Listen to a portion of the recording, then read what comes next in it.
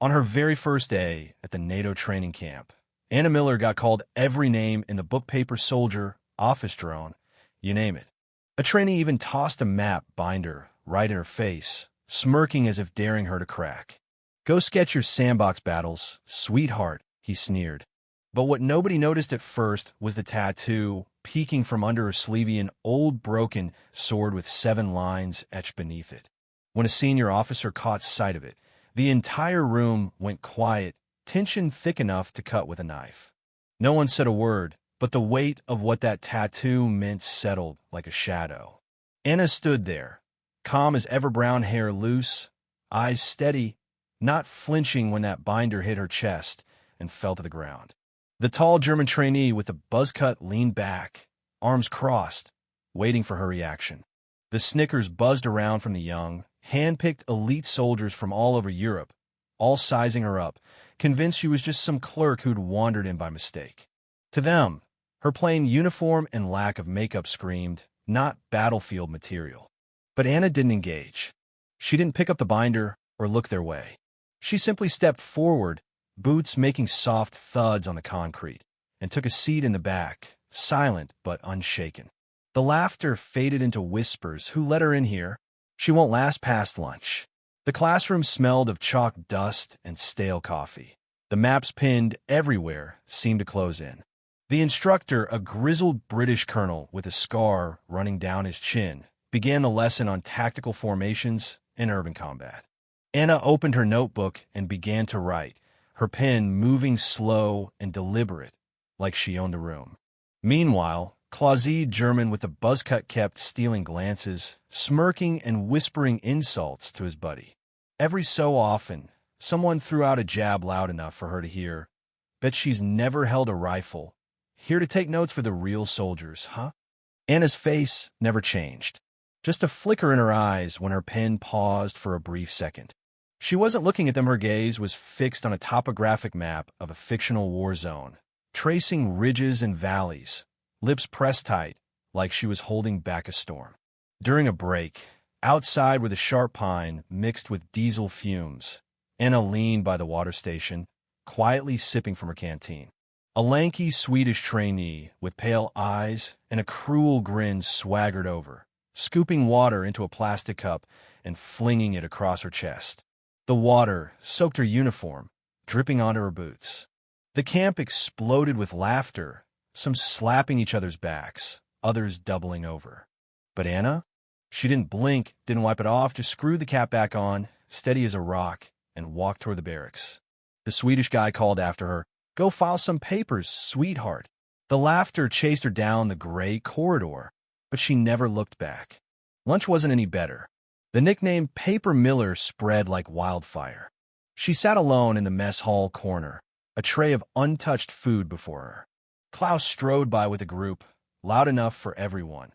"You here to photocopy maps, or what?" More laughter. A British guy chimed in, No, she's here to file our reports, keep the desk warm." Anna calmly speared a piece of chicken and ate, slow and deliberate, as if none of it mattered. Klaus leaned in, voice dripping with scorn. "Seriously, who let you in? This is combat training, not a library." Everyone expected her to snap back. She didn't. She stood up, tray scraping the floor, and left without a glance. Later, during a navigation drill deep in the forest, Anna was paired with Lars, a loud Dutch trainee who snatched the map from her hands, grinning like he'd won something. "I'll handle Thiz didn't want Paper Miller getting us lost in her sketchbook," he joked. The squad laughed, marching ahead, barking orders. Anna followed behind, compass in hand, eyes sharp, scanning the trees. Half an hour in, Lars stopped, frustrated, the map crumpled in his fists. They were nowhere near the checkpoint. The squad groaned, blaming Anna for her silence. Lars jabbed a finger at her. "You're useless out here. Go back to your desk." Anna looked at him, then at the compass. "Turn left 300 meters, she said flatly. Lars scoffed but obeyed. 10 minutes later, they hit the checkpoint exactly where Anna said. The instructor nodded approval, but Lars muttered dumb luck and stomped away, pride hurt more than sweat. The mocking didn't stop. Next morning, Gear inspection brought Dominic, a sneering Polish trainee, who dumped Anna's rucksack on the ground socks, flashlight, folded map spilling onto the dirt. "Let's see what Paper Miller's got," he mocked, kicking the map into mud. The group laughed harder as he held up her plain water bottle like a joke. Anna knelt, steady hands gathering her things, jaw clenched but silent. Dominic's smirk faltered a bit when he saw her calm, but he just tossed a "guess you'll need a new sketchbook" and walked off. The instructor noticed, but said nothing. The day's combat simulation was chaos. Anna got rear command for the blue team. Klaus on red laughed. "She'll get us all killed from her desk." The blue team wasn't thrilled either, stuck with the secretary, muttered a Spanish trainee. Anna took the command tent, radio headset on, clipboard in hand. The instructor gave a half-hearted "don't screw this up." Chaos erupted as red pinned blues front lines in a crossfire. Anna calmly marked positions, issuing quick, clear orders over the radio. Alpha Squad pulled back to the east alley. Bravo flanked north through the market. Charlie held the fountain. The Norwegian commander hesitated, then nodded. 3 minutes later, the simulation ended. Blue team won. Anna's plan had trapped the red team, wiping them out with 0 friendly losses. The instructor showed the data: 98% efficiency, flawless execution. The room was silent. Even the trainee who'd called her secretary looked at the floor. The instructor said quietly, "I've only seen that precision once before," eyes lingering on her hidden tattoo. The victory didn't stop the bullying, it made it worse, like her skill was an insult. The next day, the French trainee Pierre cornered her, sneering, "Nice trick yesterday, but paper skills won't save you in the field. How many combat hours you got?" "0. Just role-play war." He tossed a manual at her shoulder. "Go draw some more paper, girl." Anna's eyes locked on his, steady. "You talk a lot for someone who died in 10 seconds yesterday." Laughter died. Pierre had no comeback. Anna walked away, boots crunching gravel, leaving the manual in the dirt. Days later, during a brutal river-crossing night drill, the Portuguese trainee Carla took charge, telling Anna to stay back. "Don't drop the planks in the river." When Anna tried to help, Carla shoved a plank hard enough to make her stumble. "Fine, carry it then." "Paper Miller, don't cry when you fall." The squad laughed as Anna carried the heavy plank alone, slipping in mud, soaking wet but relentless. When Carla bumped her and the plank splashed into the water, the squad blamed Anna again. Anna climbed back, shivering, picked another plank, and kept going. The camp was relentless. During logistics drills, Vincent, a Belgian trainee, accidentally dropped a crate of supplies at her feet, spilling bandages and rations. "Not cut out for heavy lifting, Paper Miller," he sneered. Anna knelt, hands grimy, packed the supplies silently, no reaction. But Anna's moment to turn tables came during survival training. Paired with Vincent, she quietly built a sturdy shelter and sparked a fire in seconds, while he struggled with sticks. The instructor inspected, nodded, "This'll last a week." Anna shrugged, "I've had practice." His gaze flicked to her tattoo, but he said nothing. Anna kept moving, running obstacle courses faster than most, dismantling rifles with precision, all while enduring mockery. "Don't trip over your pencil. Gonna strategize your way out of fight?" She ignored it, focused, unbreakable. One night, someone dropped a crumpled paper ball by her, butts a caricature of her crying with a pencil and broken sword. The group laughed, pointing. Anna folded it neatly and tucked it in her pocket, jaw tight but hand steady. During live fire exercises, the arrogant Turkish team leader Emir mocked her role as spotter. "What's next? Polish our rifles." Yet every shot hit its mark thanks to her calls. The instructor praised the team's accuracy, but ignored Anna. Emir took all the credit, slapping backs, while Anna walked away alone. But something shifted in the next strategy session when Anna volunteered to present a defensive plan. She laid out choke points, resource allocation, evacuation routes, airtight, every detail. The room was silent, impressed. The instructor nodded, "Better than textbook." Another instructor murmured from the back, "I've seen that strategy work once in a place nobody talks about." Eyes flicked to Anna's wrist, and silence filled the room. The cruelty peaked during a relay race where competitive Greek trainee, Sophia, mocked Anna, calling her deadweight and knocking her sandbag down. Anna carried it to the finish line, dirt caked on her hands, refusing to break. A sniper challenge followed, with 5 moving targets in a simulated blizzard. Klaus missed 2. Pierre shook with nerves. Anna stepped up calmly 5 shots, 5 hits. The timer stopped at 11.4 seconds. The instructor was stunned. A British trainee whispered, "That's Black Ridge perfect score." Thought they scrapped that test. Anna shrugged, "I'm used to the wind." Even during rifle inspections, Anna caught the lies.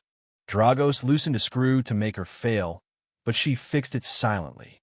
When his rifle jammed in a field exercise, the instructor chewed him out. Anna's quiet competence made some trainees respect her, others uneasy. Rumors about Black Ridge, classified mission with no survivors world. During hand-to-hand drills, an Italian mocked her tattoo. Cosplaying some video game? Anna stepped into sparring stance, dodged his sloppy punch, and countered with a jab that left him gasping, laughter dying in the room. The camp's atmosphere shifted further when Major Christopher Holt, a CIA advisor with a limp and many medals, noticed Anna's tattoo. "Warrior number 42 from Black Ridge 0, he muttered under his breath. Their eyes met something unspoken pasita, recognition heavier than words. Holt walked away, shoulders stiffer, carrying a new burden.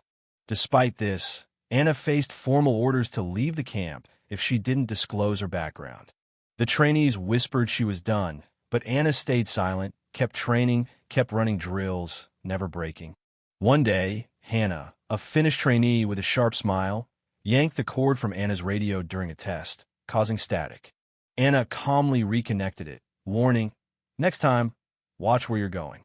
When Hannah's radio failed during a critical moment, the instructor reprimanded her, telling the squad, "Attention to detail saves lives." Then, the Minister of Defense arrived with a sealed dossier for Holt, announcing Anna as the sole survivor of a classified 2019 mission and the new trainer for the unit. The camp fell silent. Anna adjusted her sleeve, hiding the tattoo, and addressed the trainees with quiet authority. Lesson 1: never laugh at someone with a broken sword. It means they kept fighting even after the blade snapped. The fallout was swift. Klaus was reassigned to a desk job. Pierre was pulled from the program after a leaked video. Marco's unit shunned him. Sophia lost sponsorships. Carla got reprimanded. Dominic sent back to Poland. Vincent punished with latrine duty. Dragos quietly transferred. Hannah's confidence shattered. Meanwhile, Anna quietly took the lead, instructing with precision, correcting mistakes, earning undeniable respect. One afternoon, sipping coffee outside, a new trainee asked, "Is it true?" "Black Ridge 0. Anna looked out, eyes distant. "Doesn't matter," she said. "What matters is you don't break when the sword does." Major Holt watched from afar, nodding quietly whenever she passed. The camp ended a month later. Anna left early one gray morning, bag over her shoulder, boots crunching gravel. Nobody mocked her anymore. Some watched with awe, some with shame. She didn't look back. She stood her ground with quiet, unshakable dignity. And in the end, that was enough. Not then, not now. So what do you think, folks? Is it about the skills, the scars, or the courage to stand alone? Drop your thoughts below. Where do you draw the line between judgment and respect? Who really earns the right to lead? Let's get the conversation going. Xin chào các bạn, mình là Trinh, mình phụ trách viết content. Trên đây là những công việc của mình, là mình lên mạng xã hội tìm hiểu những video